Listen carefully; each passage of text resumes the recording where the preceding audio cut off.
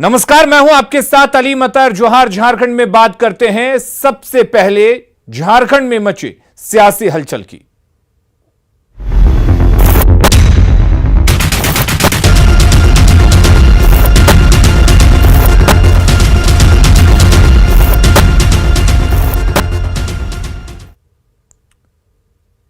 और रांची से इस वक्त एक बड़ी खबर आपको बता दें, यूपीए विधायकों की बैठक शुरू हो चुकी है। सीएम आवास में यूपीए विधायकों की बैठक हो रही है और एक एक कर विधायक आ रहे हैं सीएम आवास।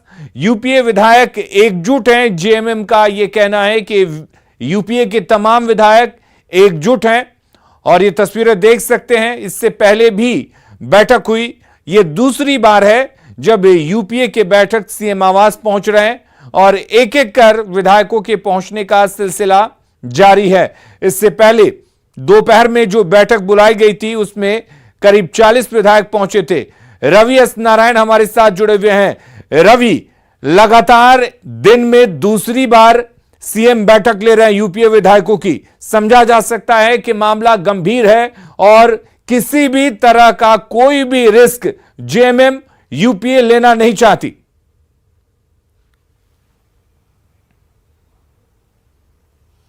जी बिल्कुल, और यही कारण है कि जेएमएम जो है हेमंत सोरेन वो एक दिन में दो बैठकें ले रहे हैं। 11 बजे के यूपीए विधायक दल की बैठक होती है और अभी 7 बजे से दूसरी बैठक शुरू हुई है।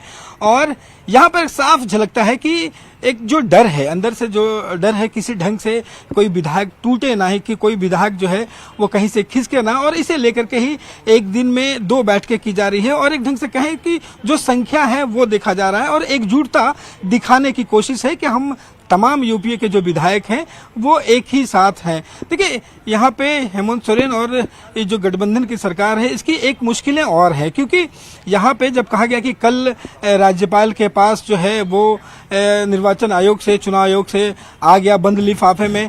दूसरी बात हुई कि आज यहाँ पे सुनाया जाएगा, जो फैसला है वो सामने आ जाएगा, लेकिन वो फैसला अब तक नहीं आया है। तो इन बातों को लेकर के धड़कनें जो है वो तेज है। इनका कहना है कि आखिर क्या होगा, इन तमाम सवालों के साथ जो है वो सरकार जूझ रही है और वही तमाम विधायकों को लेकर के फिर से एक बार बैठक कर रही है और एकजुटता जो है वो दिखाने की कोशिश है कि सरकार जो है वो एकजुट है और कहीं से भी कोई खतरा ना उठाना पड़े।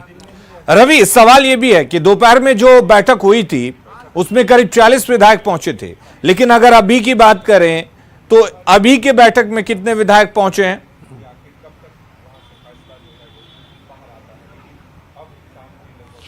देखिए, सबसे जो महत्वपूर्ण है वो आंकड़ों का ही खेल है। सुबह की जो बैठक हुई थी उसमें लगभग 40 विधायक पहुंचे थे और अभी जब विधायकों का जो आने का जो सिलसिला है वो जारी है। अभी 2 दर्जन से ज्यादा जो विधायक हैं वो यहाँ पे पहुंचे हैं और लगातार जो विधायक हैं वो पहुंच रहे हैं। हम सीएम आवास के अंदर की तस्वीरें आपको दिखा रहे हैं कि देखिए, ये लगातार जो गाड़ियां हैं वो विधायक मंत्री तमाम जो हैं वो यहाँ से पहुंच रहे हैं और विधायकों का पहुंचने का जो काफिला है, सिलसिला है, वो लगातार जारी है। और यहाँ पे जब बैठक शुरू होगी तो एक बार निश्चित रूप से एक बार फिर गिनती होगी कि आखिर कितने विधायक इस बार जो है वो पहुंचे हैं, क्योंकि जो आंकड़े हैं इसे लेकर के हेमंत सोरेन जो है वो सतर्क हैं। वो चाहते हैं कि किसी भी कीमत से जो है वो आंकड़ा जो है वो मजबूत रहे और एकजुटता जो है वो हमेशा सारे विधायकों को दिखाई पड़े, ताकि कहीं से भी कोई अनहोनी जो है, जो डर है, वो डर से पार पाया जा सके। जी चलिए रवि, नजर बनाए रखिए, हम लगातार आपसे जानकारी लेते रहेंगे। झारखंड के मुख्यमंत्री हेमंत सोरेन की विधानसभा सदस्यता को लेकर झारखंड राजभवन आज भी खामोश रहा। राज्यपाल के अगले कदम में के इंतजार में सुबह से शाम हो गई, पर न तो राजभवन से मुख्यमंत्री को कोई बुलावा आया और न ही ऑफिस ऑफ प्रॉफिट पर चुनाव आयोग की सिफारिश का खुलासा हो सका। हालांकि राजभवन से लेकर सीएम आवास तक दिन भर राजनीतिक सरगर्मी होती रही। बीजेपी के नेता बार बार हेमंत सरकार पर निशाना साधते रहे तो जेएमएम और कांग्रेस के नेता इस पर पलटवार करते रहे। मुख्यमंत्री हेमंत सोरेन पर चल रहे ऑफिस ऑफ प्रॉफिट के आरोपों को लेकर गुरुवार को ही चुनाव आयोग ने झारखंड राजभवन को अपनी सिफारिश भेज दी थी, पर राज्यपाल ने अब तक इस पर कोई फैसला नहीं लिया है। ऐसे में सबको राज्यपाल के अगले कदम का इंतजार है।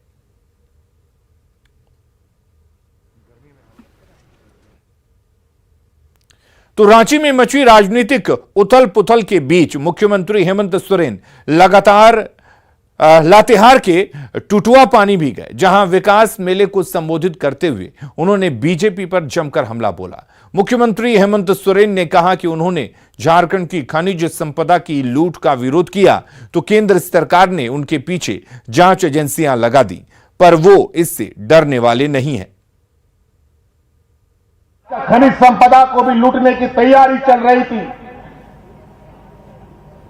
और उस लूट को रोकने का ये अंजाम है।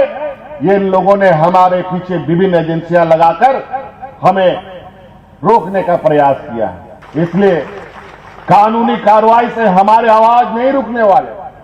सर काट दोगे, धड़ काट दोगे, बस शरीर में एक बूंद खून बचना चाहिए, बाकी तो ये खून कमाल दिखा देगा। भले ही 2 साल के बाद 4 महीना 5 महीना से हमको सत्ता से बेदखल करने के लिए, मेरा गला रेतने के लिए आरी बना रहा है, लेकिन लोग को आर्य नहीं बन पा रहा।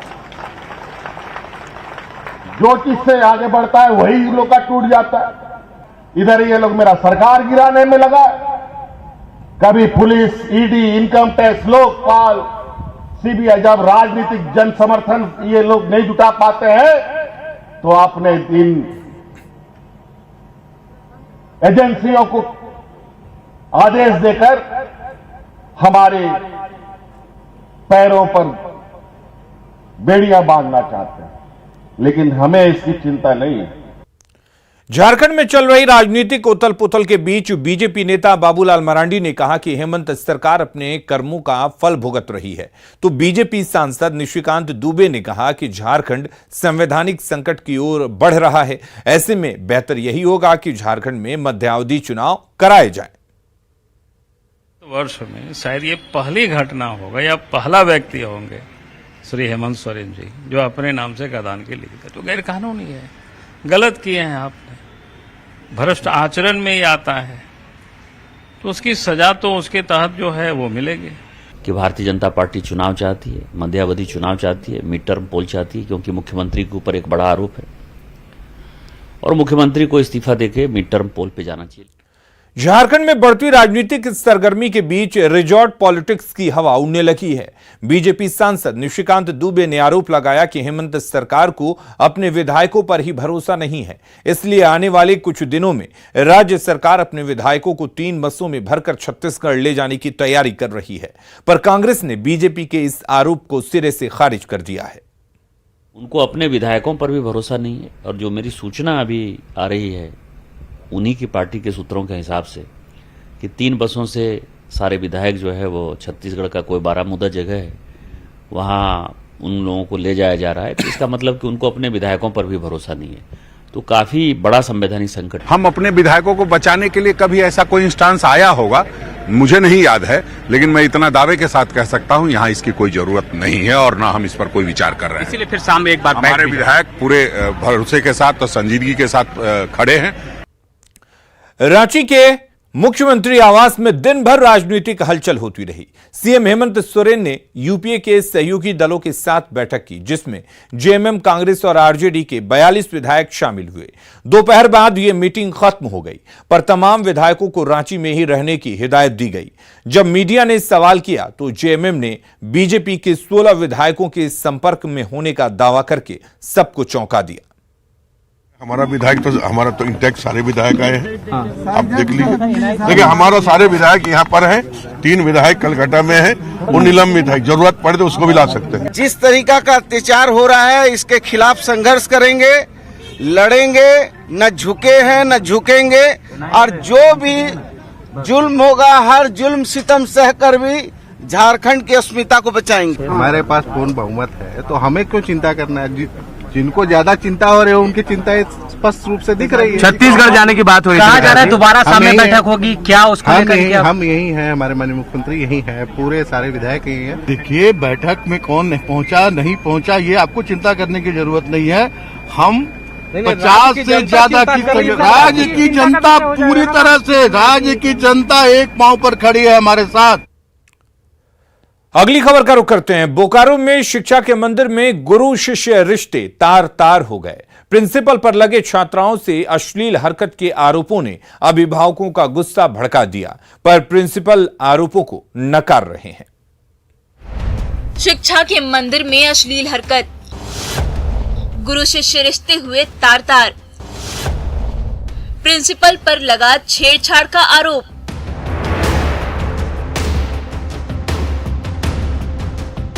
यह है गांधीनगर का मध्य विद्यालय। शिक्षा के इस मंदिर में देश का भविष्य गढ़ा जाता है, पर गुरु शिष्य रिश्ते की कलंकित गाथा ने इस पवित्र मंदिर को शर्मसार कर दिया है। छात्राओं की जुबानी सुनिए प्रिंसिपल की अश्लील हरकत की कहानी। कहीं भी किसी को कहीं भी टच कर देते हैं, कुछ भी बोल के निकल जाते हैं, इसी टाइप का ही करते हैं। कमर पर तो कभी कंधे से नीचे, और उसका बोलने का तरीका तो बिल्कुल सही है। और मेरे कंधे से नीचे मेरा हाथ रखा गया था। इन लोग के साथ भी वही हुआ, हाथ पकड़ा गया इन लोग के साथ। कभी दुपट्टा हटाने की कोशिश की गई। विरोध के बावजूद जब प्रिंसिपल बेशर्मी से बाज नहीं आए, तो पीड़ित छात्राओं ने स्कूल के शिक्षिका से भी गुहार लगाई। कह रही थी कि मैडम ऐसे टच करते हैं, तो बोले ठीक है, तो तुम लोग उस समय विरोध नहीं करती है, तो हमने बोले हैं। तो फिर हम बोले ठीक है, हम बाकी मैडम लोग बुलाते हैं, हम लोग आपस में बात कर लेते हैं। क्या कोई गुरु अपने शिष्यों से इस तरह की शर्मनाक हरकत कर सकता है? स्कूली छात्राओं के इन आरोपों को सुनकर किसी का भी खून खौल उठेगा, पर छात्राओं की जुबानी दुख भरी पीड़ा सुनने के बावजूद स्कूल की शिक्षिकाएं खामोश रहीं। लेकिन बेरमो के अभिभावकों का गुस्सा जरूर भड़क पड़ा। चाहते हैं उच्च स्तरीय अधिकारियों को देकर इसकी जांच की जाए और दोषियों पर तुरंत कार्रवाई की जाए, ताकि जो बच्चियों के बीच भय का माहौल बना हुआ है और ये सरकारी विद्यालय है, विद्यालय की प्रतिष्ठा पर आंच आ रही है, राज्य सरकार की प्रतिष्ठा पर आंच आ रही है, इसलिए इसकी जांच तुरंत होनी चाहिए। एक तरफ छात्राओं की पीड़ा से बेरमा के अभिभावकों की नाराजगी बढ़ती जा रही है, तो दूसरी ओर अश्लील हरकतों के गंभीर आरोपों से घिरे प्रिंसिपल हर एक इल्जाम को सिरे से नकार रहे हैं। ये जो आरोप लगाया गया हमेशा कर ही नहीं सकते। मेरा बच्चा कैंसर पीड़ित है, हम सोच भी नहीं सकते हैं बच्चा का हम इलाज कराएं और सब हम घटना करें, क्यों करें? छात्राओं के आरोपों से गुरु शिष्य का रिश्ता कलंकित होता नजर आ रहा है, तो इस मामले ने गांधीनगर के मध्य विद्यालय का माहौल गरमा दिया है। अभिभावकों ने आरोपी प्रिंसिपल पर कड़ी कार्रवाई करने की मांग की है। मृत्युंजय कुमार, न्यूज़ 18, बोकारो।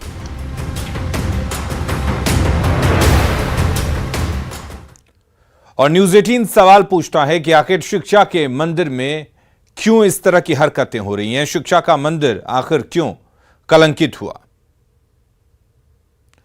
प्रिंसिपल पर आखिर कब कार्रवाई होगी?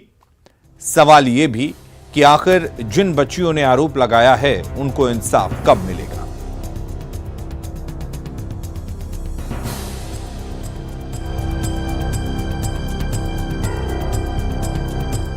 रांची पुलिस ने रातू से 3 दिन पहले अगवा नौजवान को चान्हों से छुड़ा लिया।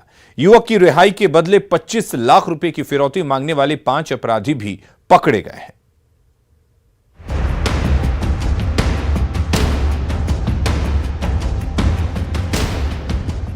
एक, 2, 3, 4 और 5 काले नकाब के पीछे छिपे इन्हीं 5 शातिर अपराधियों ने पिछले 23 अगस्त को रातू के नौजवान प्रीतम को अगवा कर लिया तो हड़कंप मच गया।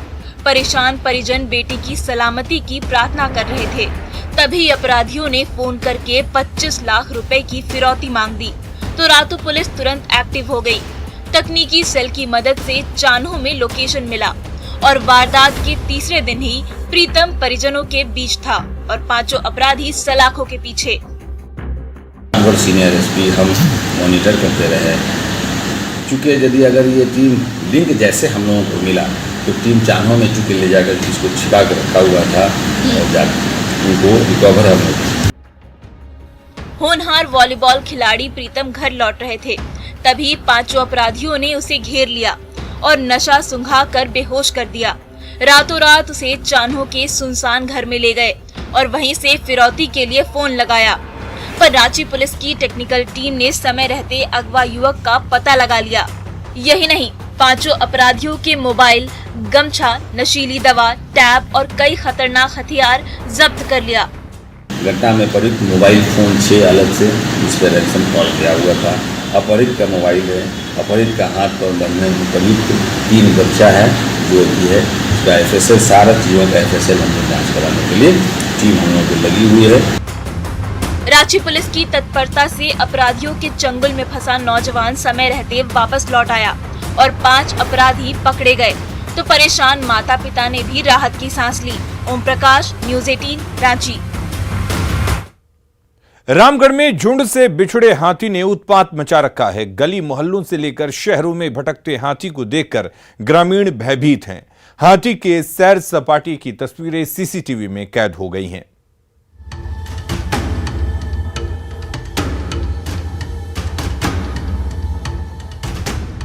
घने जंगल में भटकने वाला खतरनाक हाथी अचानक मुकुंद बेड़ा की चमचमाती सड़कों पर दौड़ने लगा तो ग्रामीणों की सांसें अटक गई। पर झुंड से बिछड़े हाथी के कदम थमे नहीं। वो मतवाली चाल से घाटू टंडा से मुकुंद बेड़ा तक घूमता रहा, अपने झुंड तक पहुंचने की फिराक में।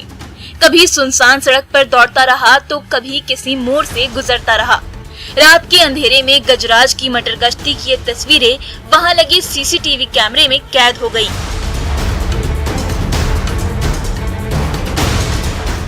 दरअसल जंगली हाथियों का झुंड पिछले कुछ दिनों से रामगढ़ के गांव-गांव में लगातार उत्पात मचा रहा है। कभी भारी भरकम पांव से हरी भरी फसलों को रौंद रहा है तो कभी गली मोहल्ले में उत्पात मचा रहा है। हाथी की तबाही के शिकार ग्रामीण हाथियों को गांव से दूर खदेड़ने की गुजारिश कर रहे हैं।